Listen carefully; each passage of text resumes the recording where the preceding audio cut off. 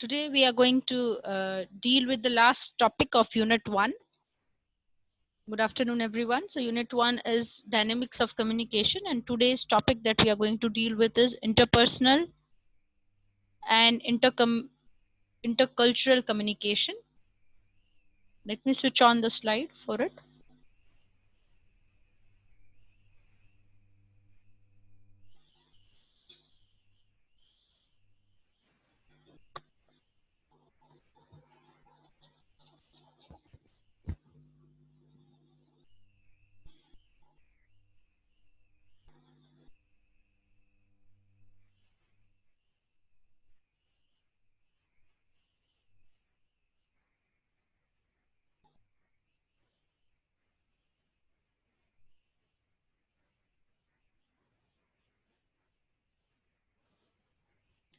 So please take a note. There are these two words, intercultural and interpersonal, right?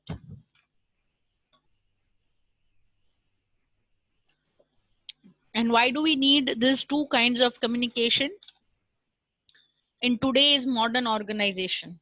Why is it required?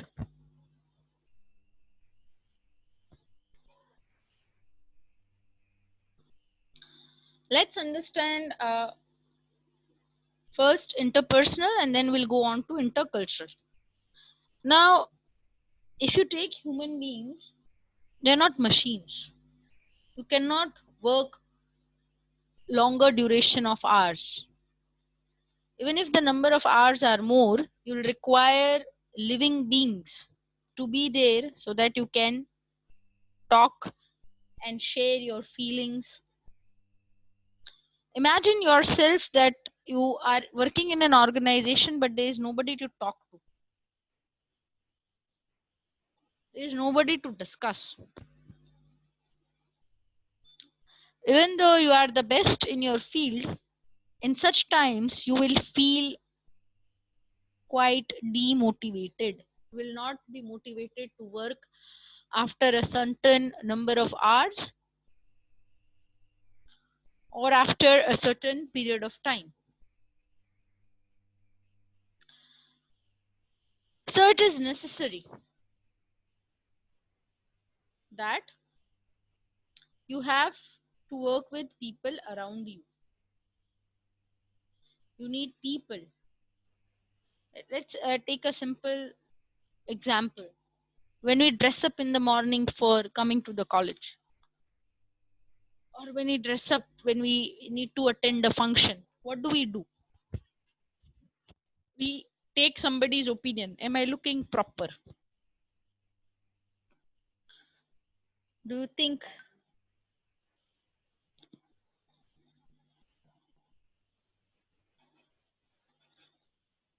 that the accessories are matching?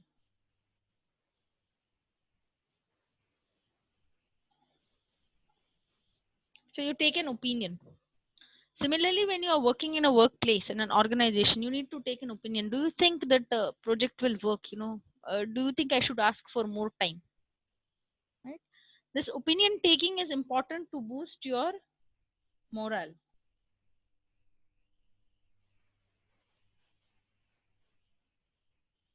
You need to keep on not only motivating yourself by your own way or own self, you also need somebody to help you with the motivation. Somebody who can give you an honest feedback. Remember, you do not become friends with each and everyone in the organization. Not everybody is your friend. Not everybody is your well-wisher. Will require somebody who is genuinely interested and wants you to progress. We don't want people who say yes to us for everything. Yes, you have done it correctly. No, we require an honest person. Honesty in terms of giving us a good constructive feedback. No, this will not work. Okay, you think the design is very nice. That's great, but this might not work. Right? That's somebody who can give us honest feedback. Why?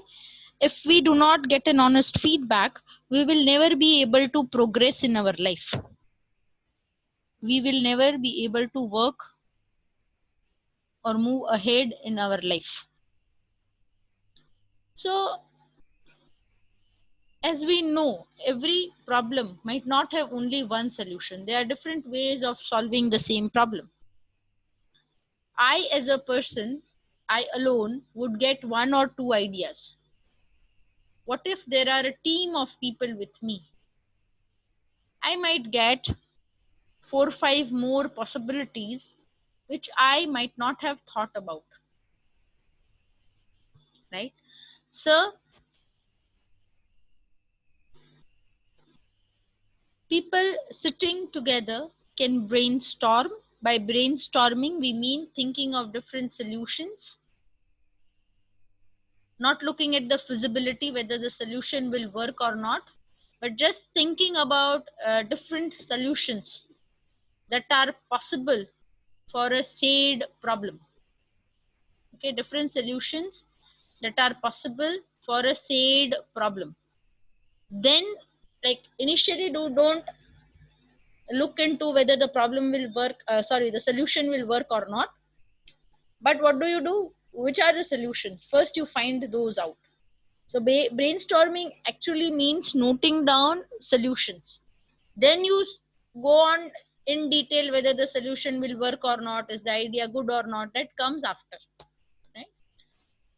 So the more people sit together, the more people can come up with better ideas and can have good strategies so that the organization progresses and flourishes. Moreover, when there are more people, you have unique ideas, more number of unique ideas, more number of unique solutions.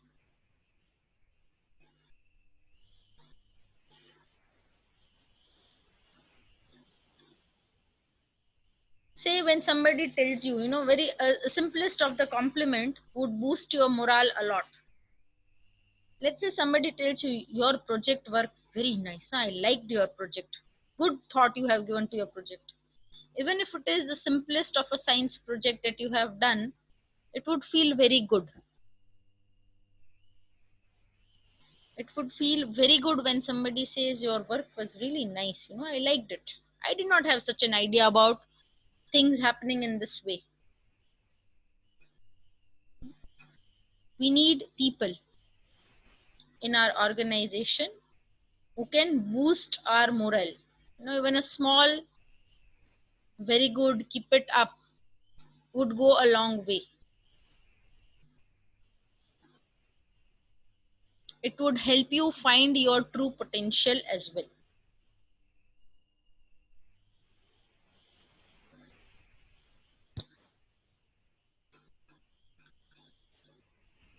We don't want only friends in our workplace, but instead we would like people who are our mentors.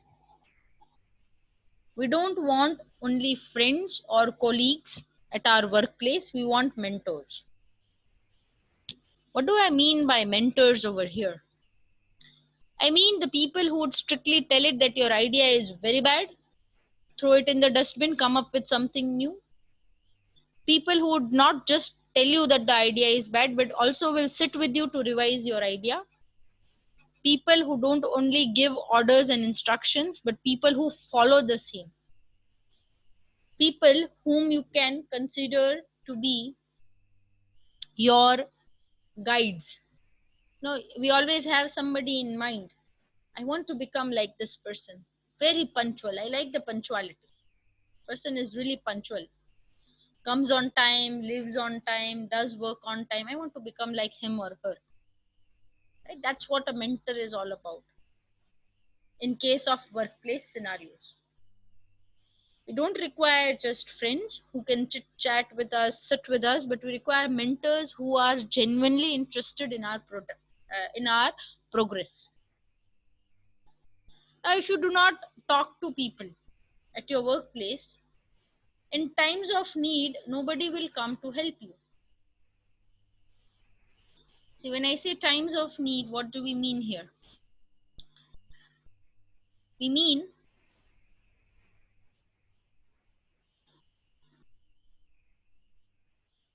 that not every person can do each and every kind of work. You require people to collaborate. You require people to do work together. Now, while doing work, we are human beings. We might fall sick someday. I fell sick. What to do?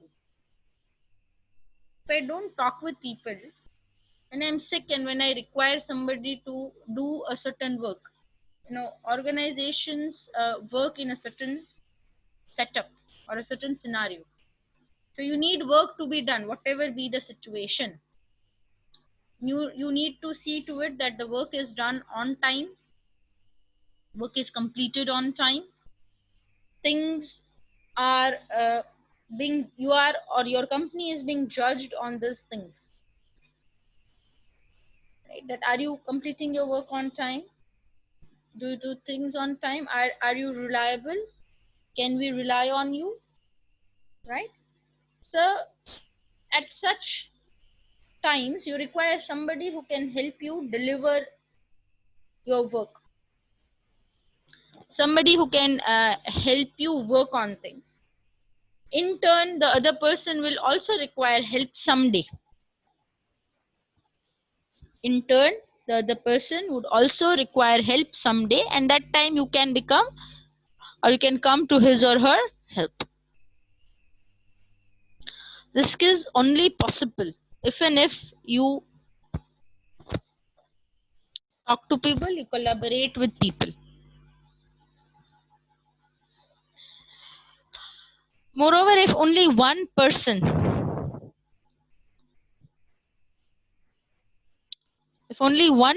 is assigned all the tasks,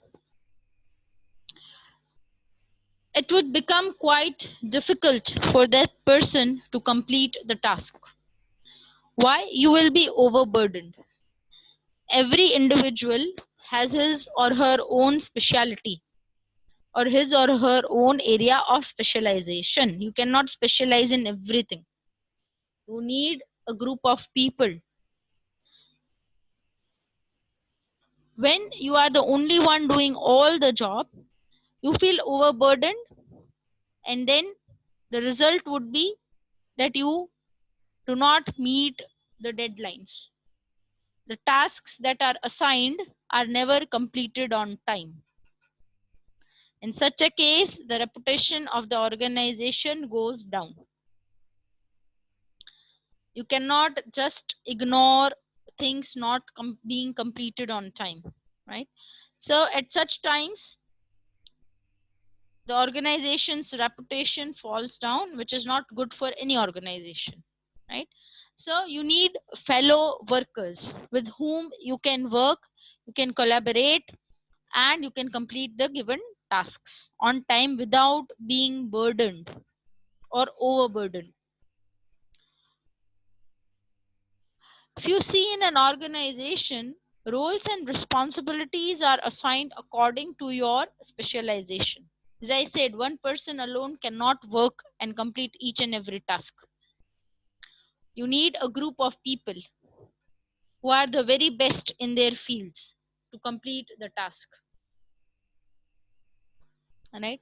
Let's say, even if you take your education, you have professors specializing in that particular subject that they are teaching to you. And not everybody can teach the subject, right? So you need help of the person. You need to work together with the person so that you can achieve good results. You can take your organization to greater heights and you can succeed as well.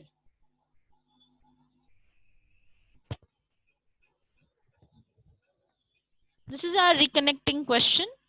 Is the statement true or false? One needs to have people at the workplace who are more like mentors than being mere colleagues. You can type your answer in the chat box.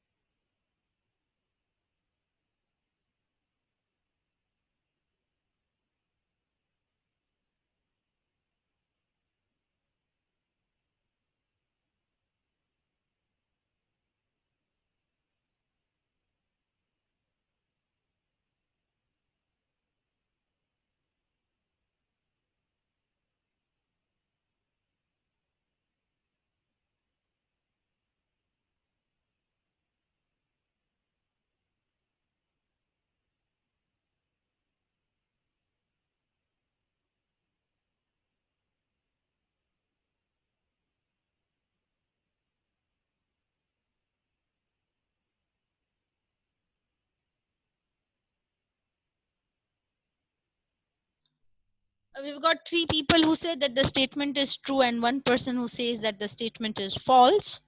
So let's look at the answer. The answer here is true. As I said, we don't need friends and co-workers or colleagues just there to talk. We need people who can help us grow. Not only us grow, but also the growth of the organization along with our growth. That's why you need mentors, people who can direct you correctly or take you to the correct direction. So there's a small video that you need to watch. It is about being intercultural. Right? So before we go to the video, personal means qualities like communicating well, that is listening, speaking, reading, writing, everything. Then you need to be collaborative, come together and work. You need to cooperate with each other.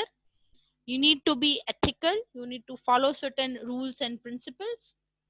And you also need to be flexible enough to work in the given situation or work in given time or deadline. Now let's look at this video. It's called the cultural iceberg. It is related to intercultural communication. After the video, I'll be discussing what it actually tries to explain to us.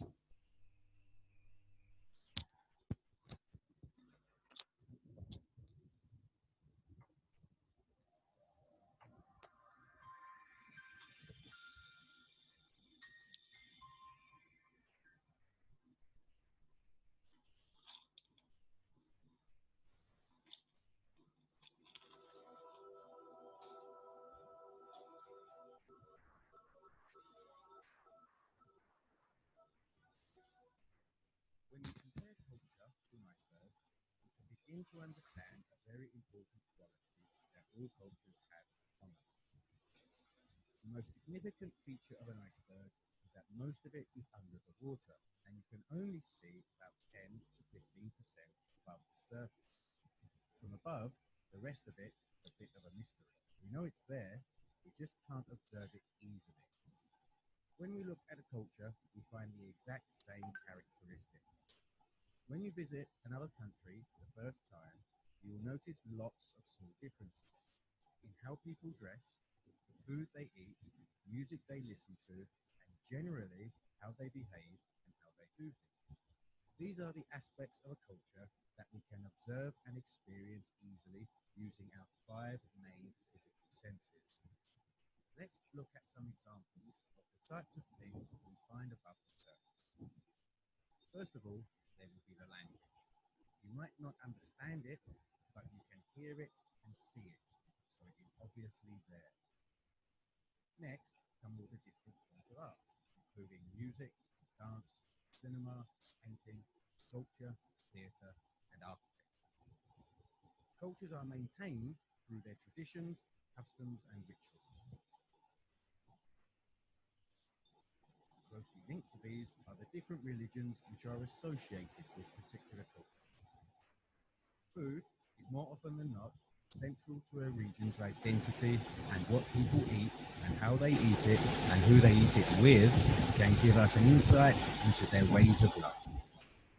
How people from other places dress differently is also very noticeable at first, although maybe less now than in previous eras.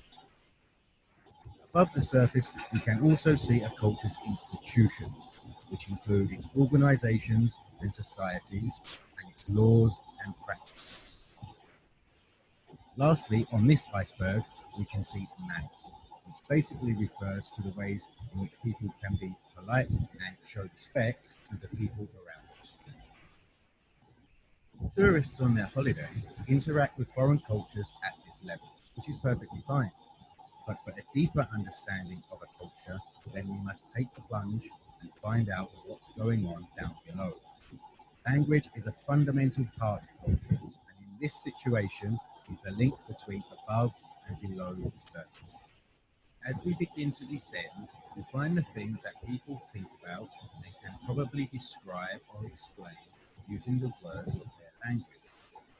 We have five examples on our iceberg, which are beliefs, ideals, norms, roles, and concepts. When we talk about beliefs, we aren't just talking about religion. Religion is the institution that we can experience above the surface. Belief systems of culture are fundamental to how it views such things as education, science, history, politics, and all its other institutional. Culture's ideals are the generally agreed upon understanding of what is best for the individual and for the society as a whole. A good example of this is the American dream, which is a somewhat vague yet very compelling idea about working hard and taking social responsibility in order to achieve financial, political, and social freedom, individual and family.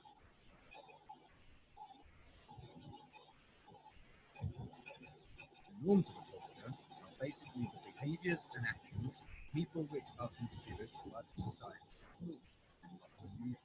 Human beings are naturally conservative in many ways, and throughout our history, anything unusual or out of the ordinary has likely been a danger.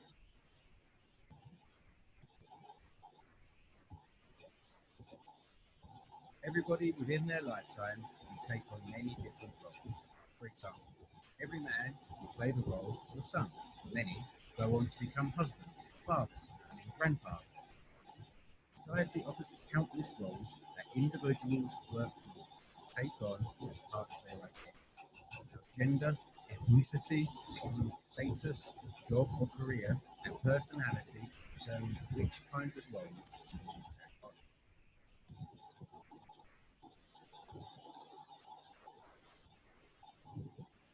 The concepts of culture are its ideas and general ways in which people think about it. It is an endless list that includes concepts about the importance of family, what it means to be a good friend, individuality, privacy, how to be happy, more abstract ideas about innovation, time, and life itself. Lastly, we come to myths. In many contexts these days, the word myth has come to mean stories that are probably not true, but real myths are much, much more than those. A myth is a very old story that, whilst may not be 100% physically true, contains a meta truth. This is a truth that is vital to our reality, but on a level beyond descriptive factual language. Myths provide us with a link to the deepest depths of the iceberg, because down here, language is not capable of completely describing the abstract nature of the mind. At the deepest levels of the cultural iceberg are the emotions and feelings that people generally have. Because of the limitations of language here, cultures must rely on the arts to give us insights and clues to help us understand what is going on and to help us explore the meaning of such things as values, desires, assumptions, tastes, and attitudes. Let's begin with the core values of the culture. By values, we mean feelings people have towards the most important aspects of humanity. So, how valuable is friendship? Is it worth more than family or loyalty? Is success and wealth more important than generosity? Values of a culture include evaluations of honesty, courage, integrity, humility, and many other qualities. What do people want? At a superficial level, we would all probably want to win the lottery. So, does this mean all we desire is money? Of course not. We desire the things that money can bring, such as safety, power, convenience, and let's be honest, the hot sex girl or guy of our dreams. But there are also the things that money can't always, like friendship, respect, health, and peace of mind. Most intercultural and communication courses warn us that we shouldn't assume anything, but in reality, this is impossible. We all make countless assumptions every minute of every day. We assume the light will come on when we flick switch, that the bus will come, not too late, that a good performance will be rewarded, that our kindness will be returned. Maybe it is how we react to situations when our assumptions are not met that is really. Our attitude towards something is how we have decided to think and feel about it. It can be positive or negative and influenced by our emotions. Having a bad attitude, having an attitude out of step with other people within the culture can make life very uncomfortable, individual concerned, and for everyone else that comes into contact with them. The word taste is mostly associated with food, but in the broader sense, simply means the things that people like and dislike. So people can have different tastes in almost everything, including stories, fashion, music, movies, and even other people. Finally, there are the things that influence the culture from the outside. These are the things over which the culture has no control. To appreciate how much climate and geography influence the culture, just imagine a cold, mountainous village where vast. Then compare it to a coastal city in the tropics and think about the differences in the challenges that populations face here. Demographics is concerned with the details of the population, how many people there are, the percentages of each gender, the amount of people in each age group, and the location of each. Right now, in the early part of the 21st century, the world has never seen such powerful media. Undoubtedly, there is fierce competition for control and flow, which in turn has a huge impact on the direction and development of our cultures. Certainly, in the modern world, and perhaps throughout history, most cultures have had little control over the economic aspect. It is fair to say that richer, more powerful cultures have always exerted influence over others. Whether by accident or design, the export of American culture over the last 100 years or so could exist. Since the very first human beings began using stone tools, the rate of human innovation has gathered pace exponentially. It is reasonable to suppose that the dizzying rate of technological advancement so far this century will continue to develop ever more quickly in the future. So it's also reasonable to wonder how human cultures will cope with such growth. To summarize, an iceberg makes for a very useful metaphor because of its hidden depths. In relation to culture, the top of the iceberg that we can observe easily is all about the things people do, their behaviors, and their practices. But we find that most of a culture is below the surface, and that these are the things that we can't observe so clearly. These are the parts of a culture that come from people's thoughts and feelings and are therefore much more difficult to identify and understand.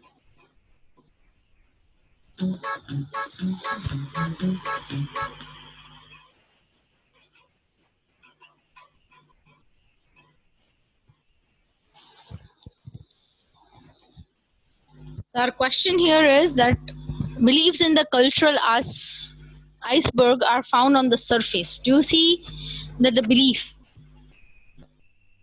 that somebody has is in the surface of the cultural iceberg that we have seen?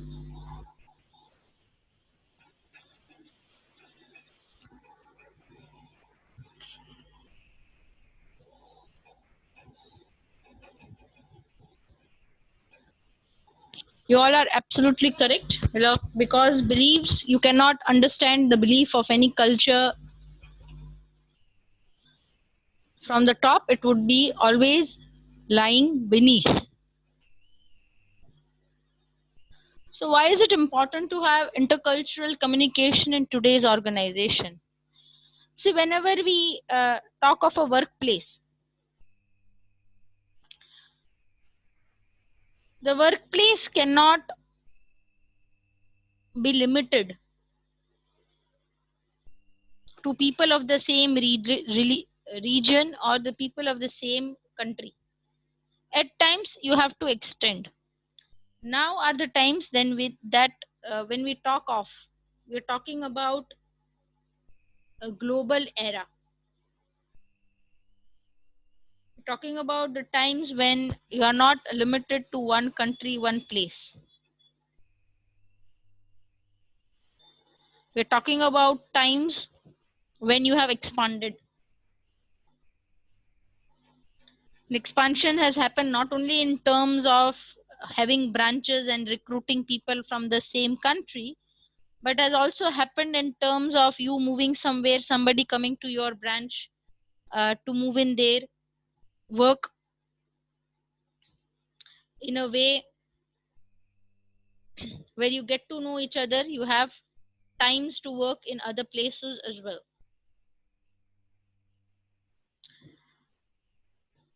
So we need not only just adapt to the place, we also have to adapt to the people.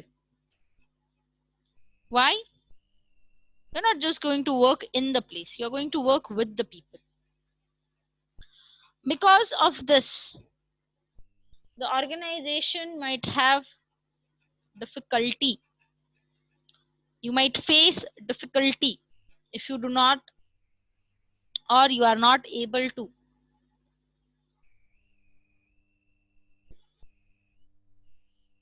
work with people of different cultures.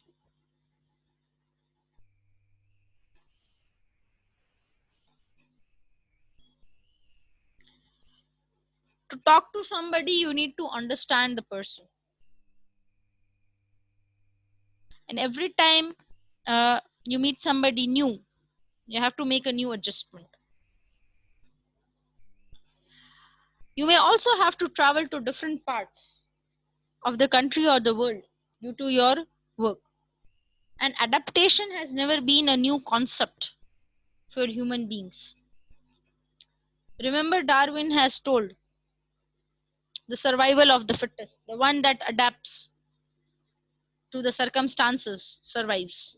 The one unable to adapt is the one that suffers.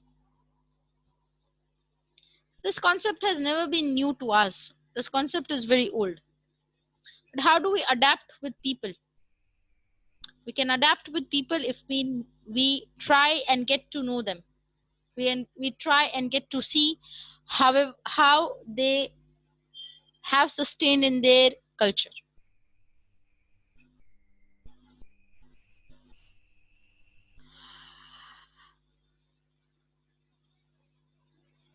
You might not learn the entire language overnight.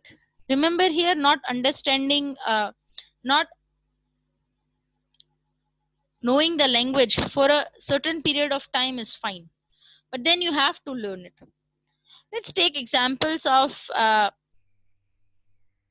universities in foreign countries that offer master's degree programs. Some of you might have a plan of moving to a foreign country for your master degree.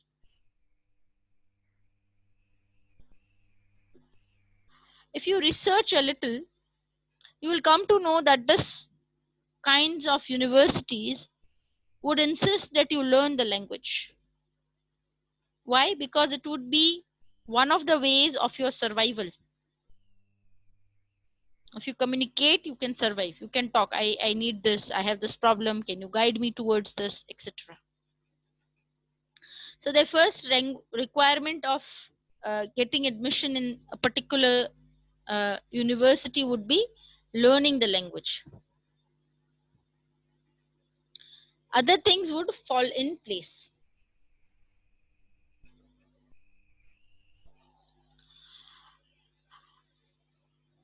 And now intercultural communication would also depend on your upbringing, the environment in which you are brought up.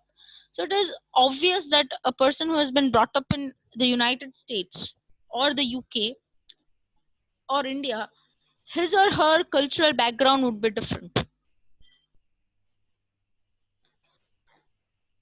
Even if you compare UK and United States,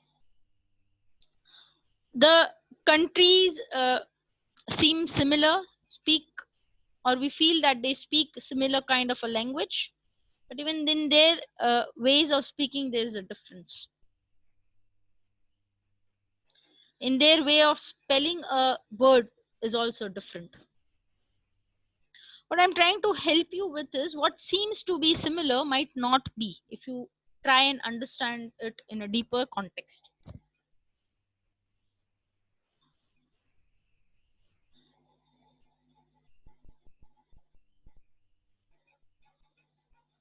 You need to be comprehensive of how a person reacts in a particular situation so that you can understand whether the reaction which is given is a reaction that is appreciating you, or whether it is not being an appreciation, it's being, rather it's been criticized or not appreciated at all.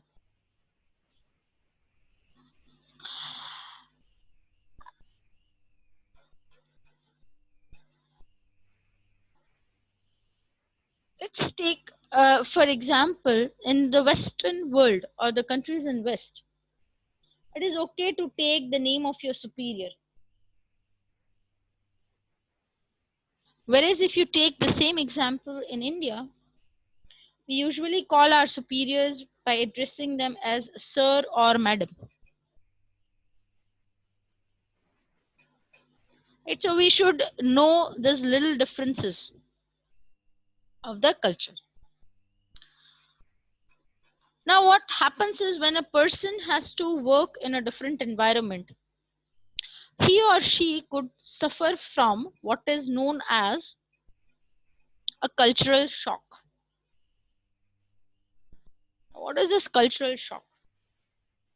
This sudden, different kind of an environment in which you are supposed to adjust to,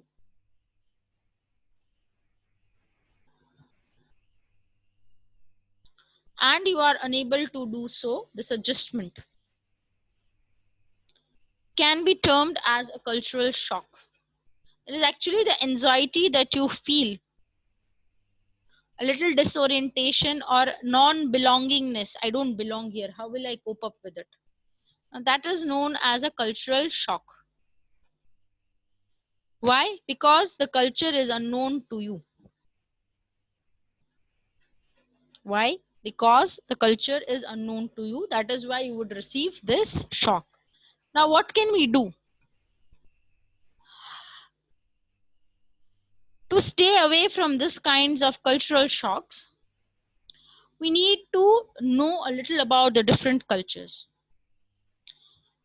I am deliberately using the word to know a little. Why? You cannot know anything and everything overnight. You will learn certain things based on the experiences that you have or that you gain with that particular organization or that particular place. Right? So, knowing a little about the culture would help you cope up with the cultural shock that you receive. If you can cope up with the cultural shock in the initial portions, it will help you survive in that environment more for longer period of time and in a better way. You can handle things better if you have an idea about it. Right? If there are certain things that happen all of a sudden,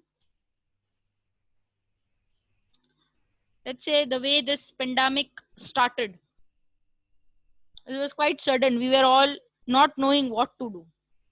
Slowly and gradually, we have adapted to it. This is just an example. Similarly, slowly and gradually, you can adapt to the culture. You cannot learn everything on the one go, but you have to adapt to it. It is important because most of us would work in different places, and this way of handling impacts our way of performing.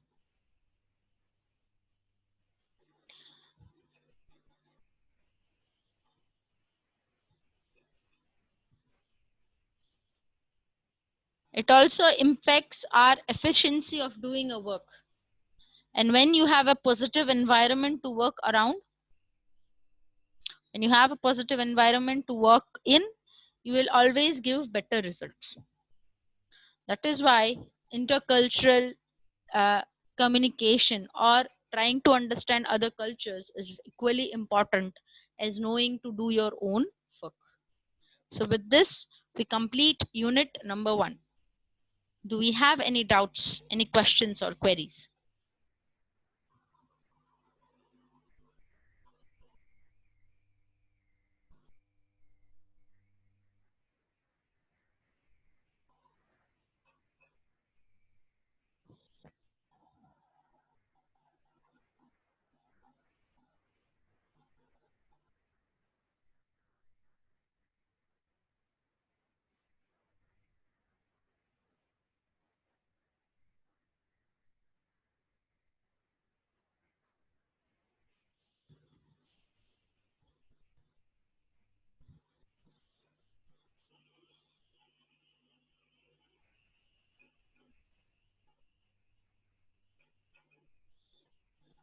Fine, we don't have any doubts. So, we have a ritual of a quiz. So, I'll be pasting the link for the quiz in your chat box in a minute.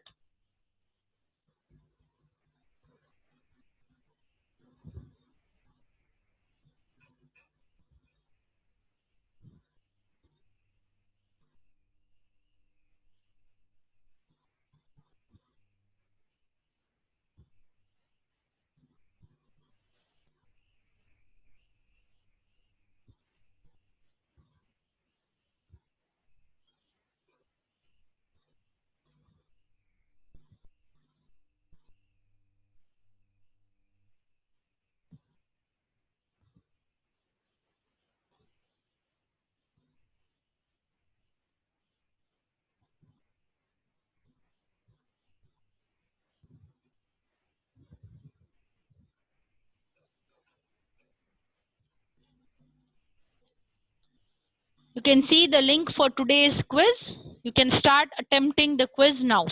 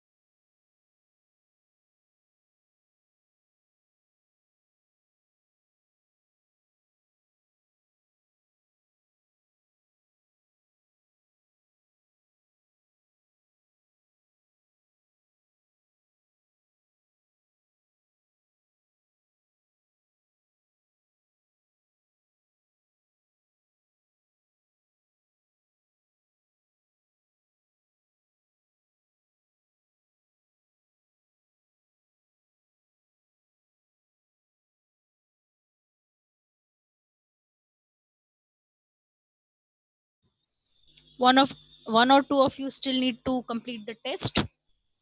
12 of you have already given the test, I can see.